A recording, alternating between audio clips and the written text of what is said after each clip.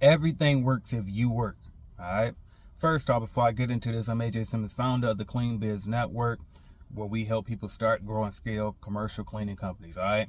But let's jump into this little lecture for me right quick, because people seem like I run across some people where they'll be like, oh, well, I tried cold calling, that didn't work. I tried hiring VAs, that don't work. I tried buying leads, that don't work. I tried mailers, that doesn't work. I tried this, I tried that. And it's like, listen, I keep telling y'all, everything works as long as you work. If you say you hired VAs to cold call for you and it didn't work, how long did you do it? You know what I mean? How long did you actually do that? How much money did you spend and invest in that? What was how many calls did they make? What was the script that they used? You know what I mean? How was their English? Did you train them? Like, where did you get the list from for them to call? It's so many variables and things. You know what I mean? Like, then, I bought leads. Matter of fact, let's use my lead generation. I bought leads from cleanbizleads.com, right? Well, they didn't work. They didn't let me do the walkthrough. And it's like, okay, well, first off, were you on time? Did you ask to speak to the person we told you to speak to? How were you dressed? Did you smell like weed? You know what I mean? Like, think about, like, so many variables in this stuff. And so the thing I want to get to is this in this video, though. Everything works as long as you work. Like, for example, cold calling, right? A lot of people say cold calling don't work, but that's because they not working on their cold calling skills. So it's not working because you're not working. You know what I mean? Like, how many how to cold call videos have you watched? Have you even thought about doing that? You know what I mean? How many cold calls have you made so you can practice and get better and better and better? And then when you start getting appointments, you start saying, oh, dang, you know what? When I got this one, I did this, versus when I did that one, I didn't get the deal. You know what I mean? When you go to these walkthroughs, out of the walkthroughs that you did close, what was the common denominator on those? You know what I mean? And that's why you got to keep doing the work every single day, y'all. Every single day. And the more you do the stuff, the better you'll get. I never forget when I first started going door to door. I'll go to door, pass out my flyers, right? And I was literally, that's what I would do. So I would walk in. Actually, I forgot. This is my first cleaning company. I always be thinking back to my last cleaning company, Jan Pro days. I'd be forgetting about coverall. Let me tell you about those days where I used to go door to door. When I was out cleaning at night, I would have these flyers and I would pass them out, and I would purposely leave them indoors that, like, the business was already closed. If the business was still open, because we was out there about 5-6 o'clock, you know what I mean, about to get started cleaning the building or whatever, I would purposely walk past that one because I didn't want to deal with people. I was too nervous. I didn't have enough confidence in myself to go speak. You know, I was 19 at the time. I give myself a little bit of slack, 19, 20. You know what I mean? But still, the fact of the matter is, I was scared. You know what I mean? So, and I didn't know what the hell I was doing. So I just passing out flyers. I would leave them in the door. You know what I mean? They got a little handle right there. I would roll it up and slide it in that little door thing. So that way they see it in the morning. I would put them out on telephone poles. Stuff like that, right? Just hoping. When in reality, that's the most inefficient way to market a commercial cleaning business ever. You know what I mean? Like, I might as well took them all and just balled them up and threw them in the trash my damn self, because that's all pretty much it was doing. I was wasting trees. You know what I mean? So instead, as I got better, then fast forward, I started actually going into buildings during the daytime. And my first line would be, hey, just come and see, are you guys happy with your cleaning service?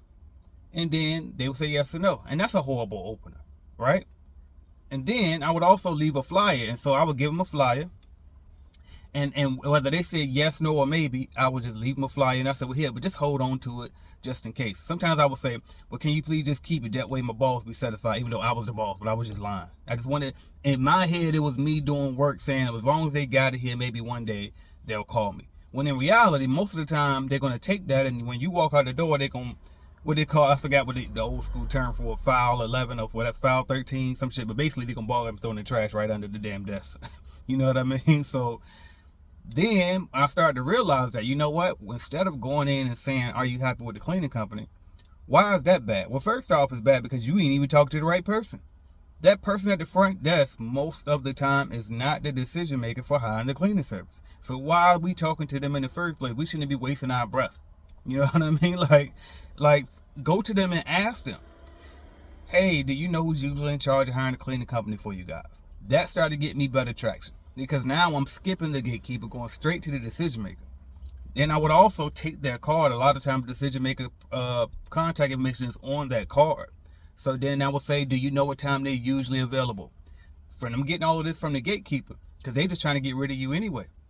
And if you approach them right, their job is to help you. They customer service. So their job is to get you what you asked for. And if you just go straight in and ask for what you asked for, which is the decision maker, and not if they're happy with their cleaning company, because that's not what you want from the person at the front.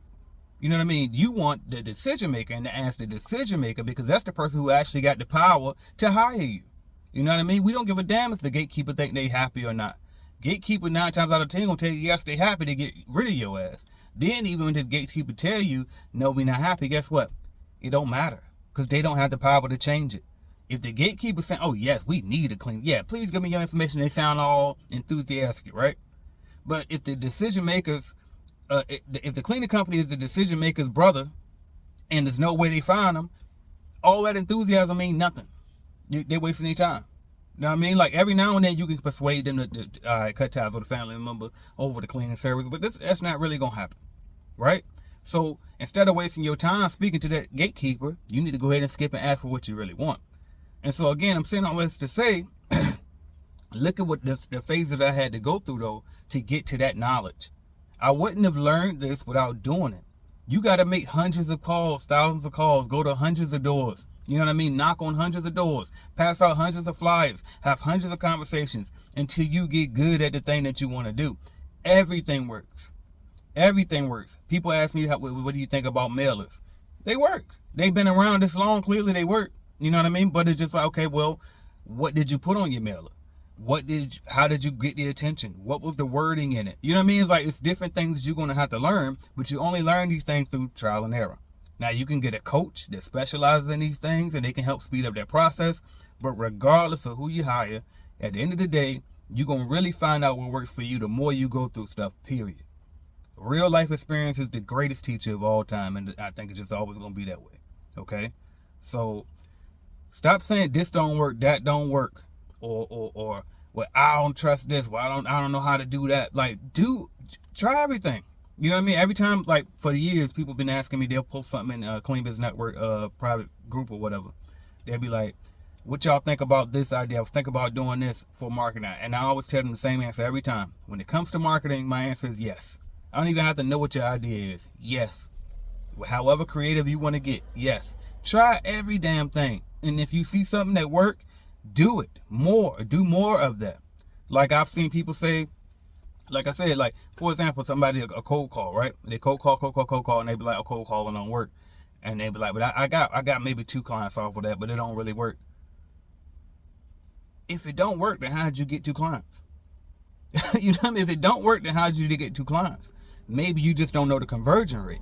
So maybe you made, let's just say you made 600 calls. You got 2 clients out of 600 calls, and you thought that was bad.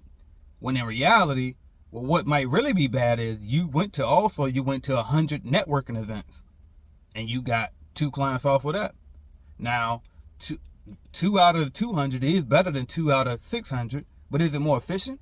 You dressing up, driving over to these different events, paying sometimes for the admission fee and all of that stuff, is that really better than the cold calls that was literally you sitting in the office or sitting in your house that was free? You know what I mean? It's just effort. It's just effort and like really thinking logically through things and seeing, okay, you know what, weighing out the pros and the cons, the risk and the reward. You know what I mean? And it's like, but you got to look at this stuff and stop like just writing stuff off and stop thinking more than anything. A lot of people don't realize that they're doing this, but they are. Stop thinking it's easy. Stop thinking that the shit supposed to be easier than it is. I'm telling you, it is hard work. That's why you know how many people want to have successful companies? Companies that actually make them money where they don't have to have a job or anything. You know how people want that? You know why people want it? Because it's valuable. What makes it valuable? Because a lot of people don't have it.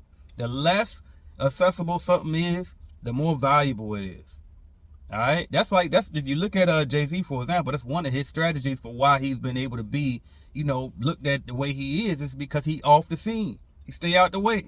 You know what I mean? Look at people, anyway, I ain't gonna keep going on about that part. But my point is this, y'all. Just keep doing the work. The more you do it, the better you're gonna get at it. All right, the better you're gonna get at it, the more you do it. And then if you find something that work, double down on that. Don't say, you know what I mean? Oh, I got a lead from Clean Biz Network, and yeah, that was good, but now I do. I go to networking events now, or now I do mailers now. Well, I'm gonna try this new other thing.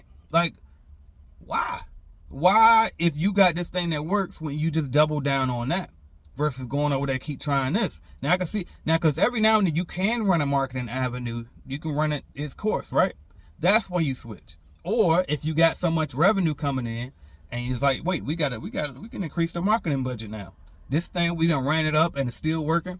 Okay, well, let's keep doing this and then add this other one avenue. But you don't have to do a million different things from day damn one to think that you got to make it.